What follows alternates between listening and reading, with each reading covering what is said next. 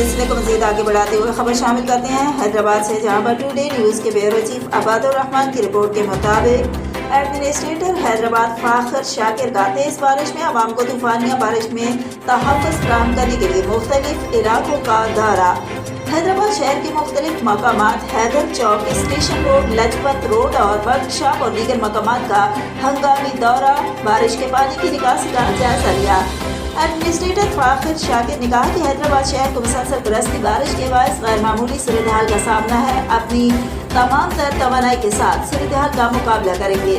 हमें इंसानी जानों को तहफ़्फ़ुज़ फराहम करना है।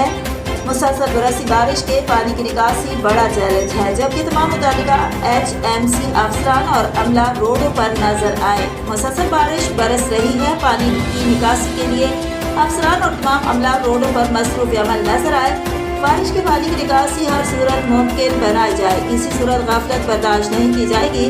तमाम दस्तियाब वसाइल को दुरुस्त लाने के अफसरान को सख्त हिदायत जारी कर दी। मज़ीद खबरों और अपडेट्स के लिए देखते रहिए टुडे न्यूज़ HD।